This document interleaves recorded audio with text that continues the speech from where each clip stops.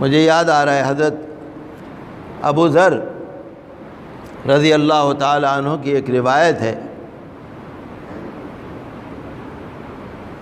آقا دو جہاں صلی اللہ علیہ وسلم نے 3 مرتبہ فرمایا، اللہ کے رسول صلی اللہ علیہ وسلم نے 3 مرتبہ فرمایا، 3 مرتبہ اس آیت کی تلاوت کی، لا یکلمہم اللہ یوم القیامت ولا ینظر الیہم ولا یزکیہم ولہم عذاب علیم، اور سورہ آل عمران میں ہے لا یکلمہم اللہ ولا ینظر الیہم یوم القیامت ولا یزکیہم ولہم عذاب علیم۔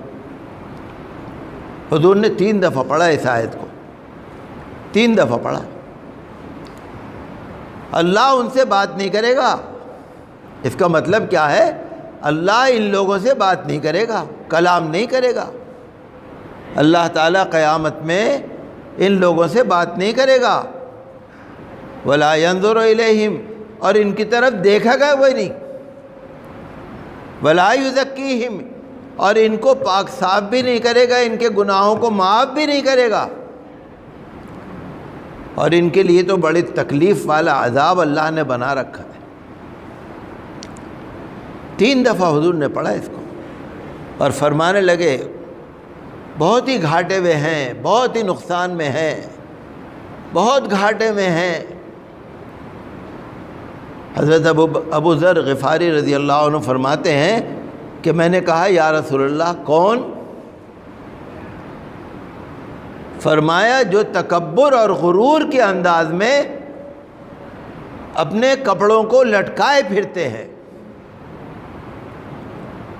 تکبر اور غرور، اصل چیز تکبر اور غرور ہے۔ اللہ تعالیٰ کو اترانے والے، تکبر کرنے والے، غرور کرنے والے، گھمنڈی، جو اپنے آپ کو اونچا سمجھے، کسی غریب کو کم سمجھے، اونچ نیچ جو دل میں رکھے، وہ لوگ جو لمبے لمبے بڑے بڑے کپڑے پہنے کہ بھئی ہم تو بڑے لوگ ہیں نا، یہ سارے لوگ اگر ایک جیسے کپڑے پہنتے ہیں اور میں بھی ویسے ہی پہنوں تو کیا خاص بات ہو گئی، میں تو اور 1 گز لمبا پہنوں گا۔ جیسے آپ نے دیکھا ہوگا نا پرانے زمانے کے بادشاہوں کی شہزادیوں کو، رانیوں کو دیکھا ہوگا نا، اتنے بڑے بڑے کپڑے کہ ان کی جو خادمائیں ہوتی تھی وہ پیچھے کپڑے ان کے سنبھال کے چلتی تھی۔ تو مطلب یہ نکلا گھمنڈی، غرور، تکبر، ہمیشہ انسان کو عاجزی، انکساری۔ ہمارے آقا صلی اللہ علیہ وسلم غریبوں سے محبت فرماتے تھے، غریبوں کے ساتھ بیٹھتے تھے، غریبوں کی عزت فرماتے تھے، غریبوں کی مدد فرماتے تھے۔ اور دوسرا آپ نے فرمایا کہ احسان جتانے والا، احسان کر کے جتانے والا، احسان کرنے والا نہیں، جتانے والا۔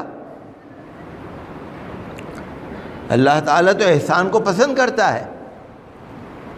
احسان کے 2 مطلب آتے ہیں۔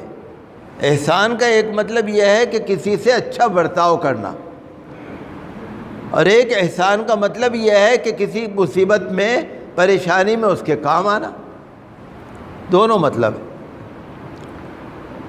تو جتانے والا یعنی دوسرے کو ذلیل کرنے والا۔ میاں کیا ہو،